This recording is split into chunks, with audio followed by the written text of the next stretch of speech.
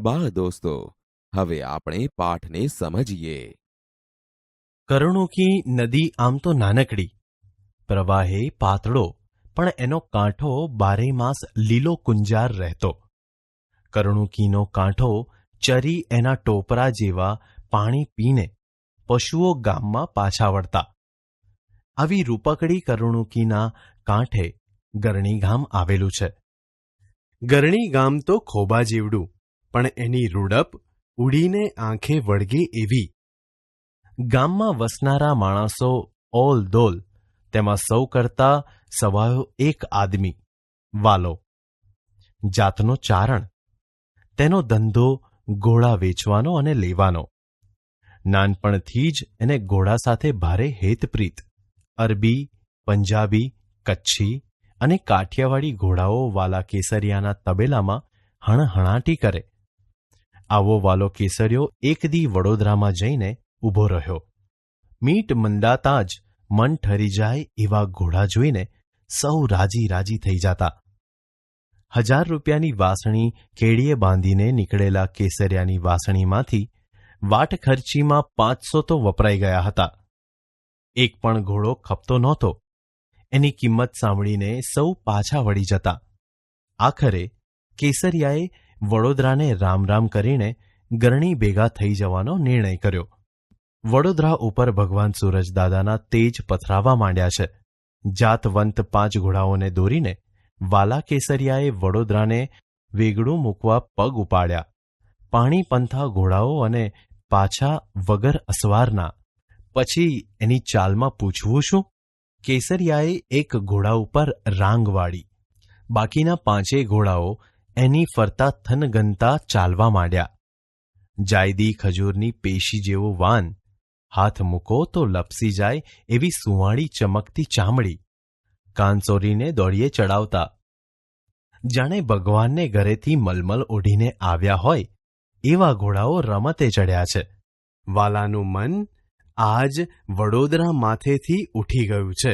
જટ પોતાના ગામ ગરણી ભેગા થવા મનમાં અજંપો જાગ્યો છે.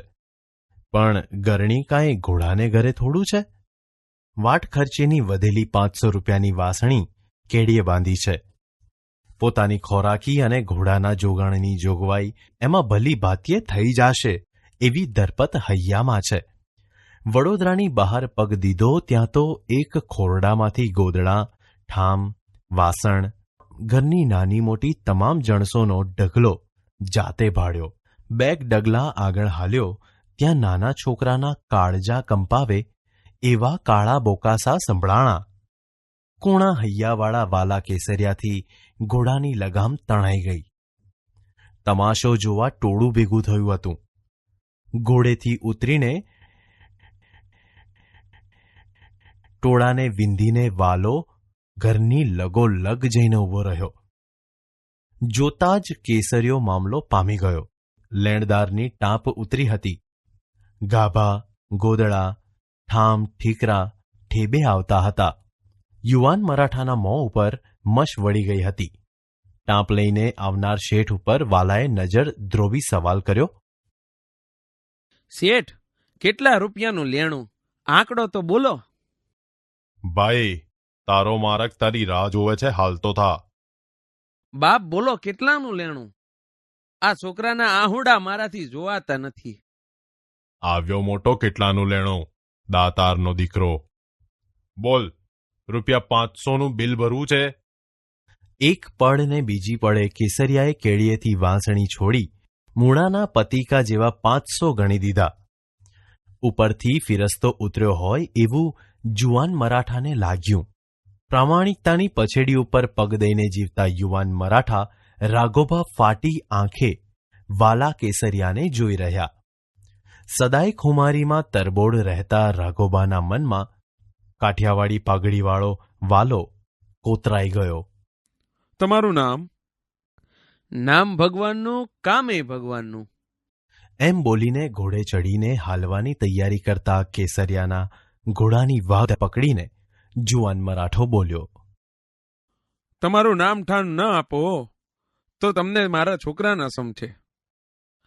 મારું નામ વાલો કેસરિયો, ગામ મારું ગરણી, અમરેલી પરગણાનું. લ્યો રામે રામ. એમ બોલીને વાલાએ ઘોડાને હાંકી મૂક્યો. મરાઠાના છોકરાના આંસુ લૂછીને નીકળેલા કેસરિયાએ રનોલીમાં એક ઘોડો વેચીને વાટ ખર્ચી કાઢી લીધી. આ વાત ઉપર 1.5 દાયકો ગળથોલિયા ખાઈ ગયો. ગરણી ગામમાંથી પ્રભાતના તેજ પથરાવા માંડ્યા છે. કરણુકીના લીલા કુંજાર કાંઠા ઉપર બેઠેલા ભગવાન ગરણેશ્વરના મંદિરમાં બ્રાહ્મણોના મંત્રોચ્ચાર ગુંજી ઉઠ્યા છે. ખીલેથી છૂટીને ઢોર ધણમાં જઈ રહ્યા છે. બરાબર એવે ટાણે ગામમાં અમરેલીના 10 ઘોડેસવાર દાખલ થયા. કદાવર કાયા રાજના પોશાકમાં ઢંકાઈ ગઈ છે. દરેકના ખભામાં જામનગરી જંજાળિયું ઝૂલતી આવે છે. મોં ઉપર પંથ કાપ્યાની ધૂળની જણ ઉડેલી છે. આંખીઓમાં રતાશ ફૂટેલી છે. માથા ઉપરના સાફાના ખાખી છોગા પવનમાં ફગફગી રહ્યા છે. અણધાર્યા રાજના સિપાઈઓ ગામમાં આવેલા ભાડી માણસો હેપતાઈ ગયા. વાલા કેસરિયા નામનો માણસ ક્યાં રહે છે? બાપુ, આ થમણા બારનું ખોરડું કળાઈ ઈ એનું. આંખના પલકારામાં ઘોડાઓ વાલાની ડેલી આગળ આવીને ઊભા રહ્યા. પગ પછાડતા અરબી ઘોડા ઉપર આરૂઢ થયેલા અસવારના સરદારે ડણક દીધી. વાલા કેસરિયા! દી ઉગ્યામાં અજાણ્યો સાદ સાંભળ્યો, પણ દાંતણ પાણી પરવારી ઓસરીની કોરે બેસી ભગવાન સૂરજની સ્તુતિ કરતા વાલાએ જવાબ ન દીધો. ત્યાં તો બીજો સાદ સંભળાણો. વાલા ઘરમે હે? બીજા સાદે પછવાડાના વાડામાં વાસીદું કરતા કેસરિયાના ઘરવાળા આવીને બોલ્યા. છે તો ઘરમાં. પણ રાજના સિપાહીઓને જોઈને આઈ જરા વિચારમાં પડી ગયા. 7 પેઢીમાંય રાજના સિપાહી આ આંગણે આવ્યાનું જાણ્યું નથી. આ શું? ક્યું બોલતા નહીં? વાલાની માળા પૂરી થઈ ગઈ. ઉઠીને ડેલીએ આવ્યો. આવો બાપ આવો. તો મેરા નામ વાલા કેસરિયા? હા બાપ, હું જ વાલો કેસરીયો.